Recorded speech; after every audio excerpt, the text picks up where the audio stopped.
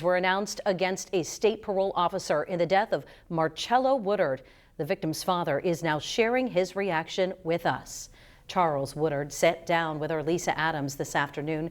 Lisa, is he feeling emotional about this decision to charge the parole officer with homicide and other criminal counts involving his son?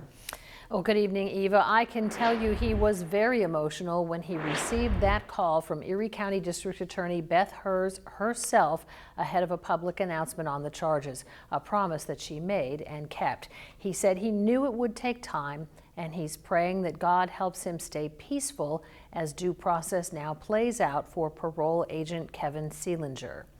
Charles Woodard told me he is so grateful for the support of family and the community after the loss of his son, 43-year-old Marcello Woodard. It took months, but District Attorney Beth Herz announced last week that Pennsylvania parole agent Kevin Seelinger, 25, is facing homicide, assault, and recklessly endangering charges after a parole compliance check last July went very wrong, claiming the life of Cello.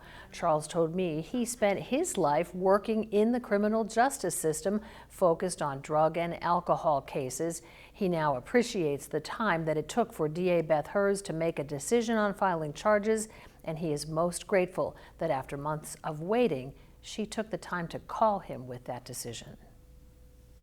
I know that it takes time to get it right instead of making the wrong decision.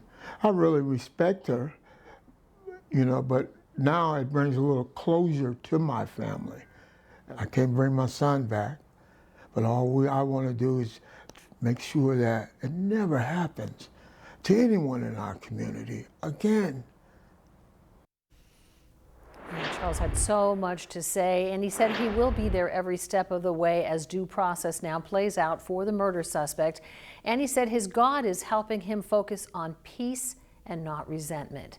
Now, earlier this year, Charles lost his first son, Charles, to leukemia. So this Christmas, he'll be without both of his sons for the first time. We'll hear much more from him coming up at 6 o'clock. Live in the studio, Lisa Adams, Erie News Now. Lisa, thank you.